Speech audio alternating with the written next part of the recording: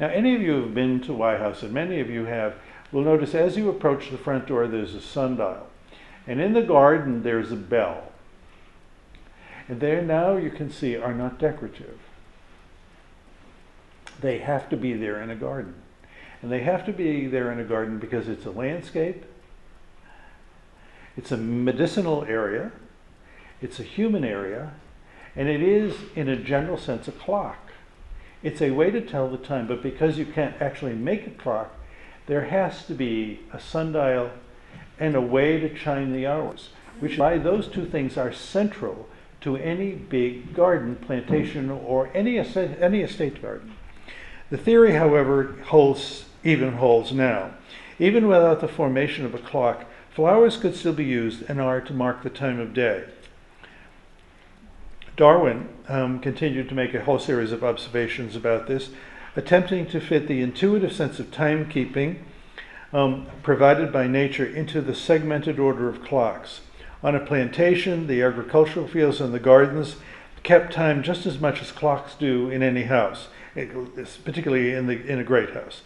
The enslaved who worked in the gardens and the fields would have navigated not just through the landscape, but also through time in a particular way. The successful growth of plants would have depended on the literacy of a sense of time. So one has to know time in order to grow the plants, many of them anyway. When to water, when to rotate, when to harvest. Those living in the great house would have experienced time in a somewhat different way, the time being controlled by the hours on a tall clock or a pocket watch. This is not to say that there wouldn't be overlapping understandings. In fact, there had to be. The plantation owner, and probably the overseer, would have had an understanding of both clock time and natural rhythms in order to keep the plantation working at all. Kitchen servants would have had to have an intuitive sense, keep an intuitive sense and a precise sense of minutes in order to complete meals within the framework of an exact dinner time. One of the things you can see in this exhibit when you go through it is the Lloyd cookbook, about a third of which is actually duplicated there. And when you read the recipes, there's no clock time. It's not feel, it's until ready, or take several hours, or when it feels right. So the cookbook, we were thinking about whether or not we should reproduce this, and we realized, you're all going to burn it. So there's no clock time there. There are also gigantic amounts, and it would kill us all, except for the bourbon. To extend the use of the idea of a floral clock, I want to go back to the greenhouse. There is pollen evidence that water lilies were grown in and around the greenhouse at Wye House. So, we know that from the pollen. But here's how to look at them. In the 18th century, that's when they were there, and later, these closed at 5 in the evening. Now, all of you know that when you've got a pond of water lilies, they open at an hour and they close at an hour. Many plants, including most of the equinoctials, are in the family Asteraceae, daisies, marigolds, and dandelions. This family is found in abundance at Wye House. Many of these flowers we are familiar with, and you can observe in any garden. Morning glories open at 5. They close at noon. Dandelions open at 7, and they close at 8 at night. This rhythmic motion, when combined, would allow a gardener, the enslaved, the overseer, and the Lloyds to position themselves in time. We just want to add all of this together so that there is an order out there that one can predict in advance because you know it's going to happen, which is what the function of a clock is. While we do not think there was a floral clock on the Wye plantation, the interest that Edward Lloyd IV showed in scientific gardening means that it would be surprising if he did not recognize and understand the movements of such flowers, and that the Scots gardener and the many enslaved peoples also knew this perfectly well themselves. Okay, so there is another progression of time at work in the Wye House gardens, and that is the chronological distance between us and slavery, us and them.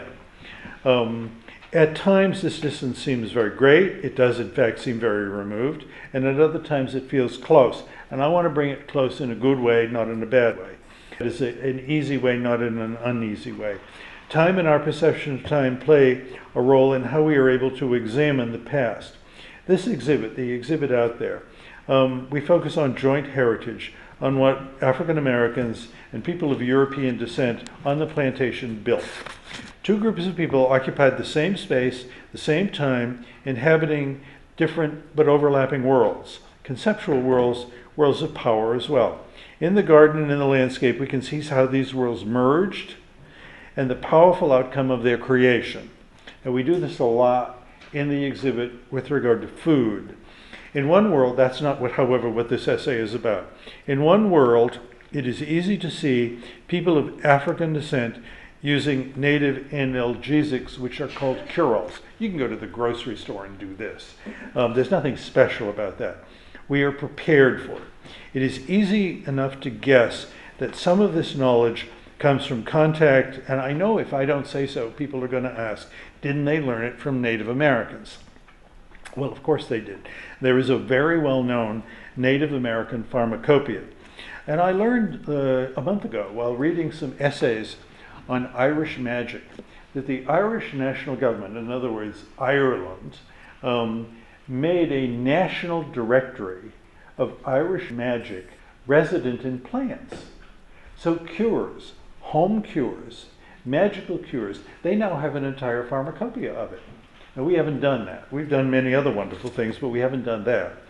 It is even easier for the rest of us to admit that my talk and a hard day will be better off later with the bourbon. So what do we call that? Spirits. No? Is that what we call it? Okay, it is a little hard to imagine a floral clock, and there wasn't one, okay? But I had to get it in there because it was so startling a discovery for me. The natural rhythms of the growing world are easy to recognize everywhere. But what is hard to figure out is how we get from the Wye greenhouse to the African gardens just outside the doors of this museum and in the center of gentrifying Easton, quickly gentrifying Easton.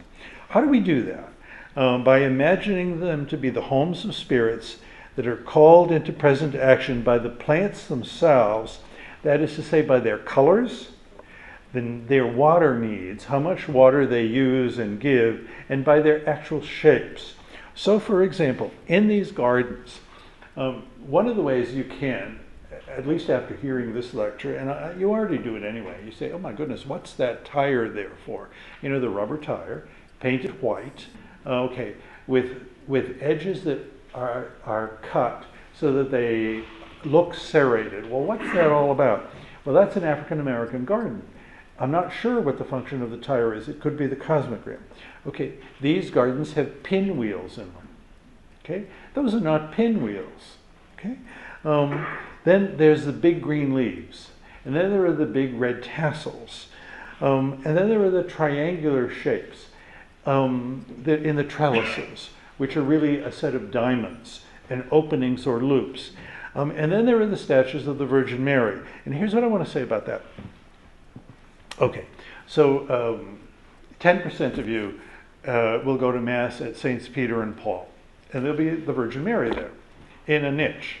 Okay, but then you go walk around, and then there are the Virgin Marys in these yards, and these are not the ones with the white and blue robes in niches. These are not that at all. They're painted silver, and they sit on the ground, or they sit on a pot, and you're saying to yourself, what are these?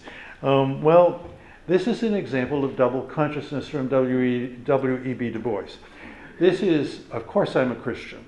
Of course you can trust that I'm just like you. And on the other hand, what you have is an African deity disguised and invoked this way through prayer and supplication and so on and so forth. Very much the same thing, but it isn't the Blessed Virgin Mary. This is something else that's left from Africa. So when you see this, you are looking at the remains of the Wye greenhouse. You're looking at the African side of curing, but this is the spiritual side, now having been divorced probably since World War II from the medical side, so, because we've all been medicalized regardless of the racial mix we come from. Winged creatures, eagles above front doors with outstretched wings, all represent flying away, the wish to escape. Drain pipes, usually white, represent the coming and going of spirits in and out of the house. And that's really important. This is the old idea of the most vulnerable part of the house is the chimney, because spirits can go up and down it. That's both a British idea and an African idea. The key to all this is spirits who are controlled by bundles, altars, plants, and herbs. I can't tell you which African group is responsible for this, whether it's Yoruba, Congo, or a dozen others that the gardens hail back to. What we do know through the scholarship of West African religion in the New World is that there is no division in them between spiritual well-being and biological healing. And this goes for Santeria, Candomblé, Palo Mayombe, Vodun, and North American Hoodoo.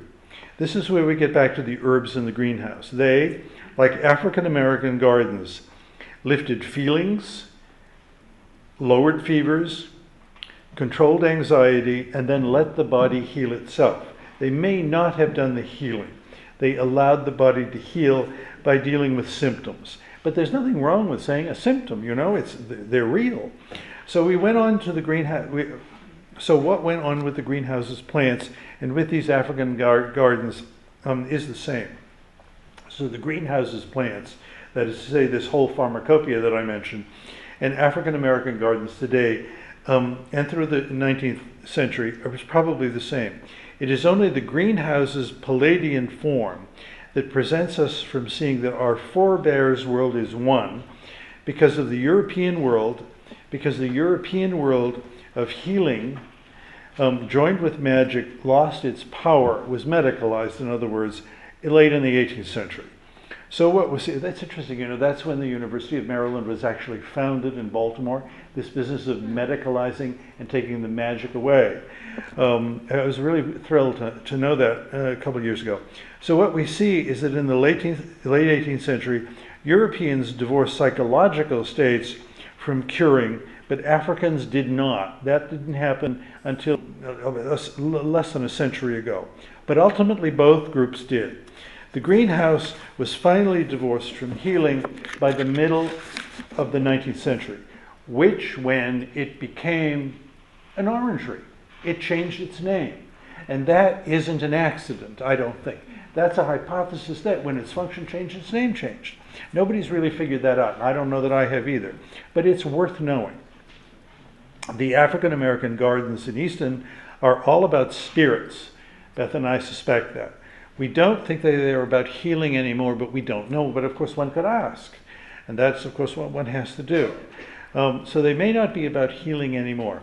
Okay, so here's the conclusion.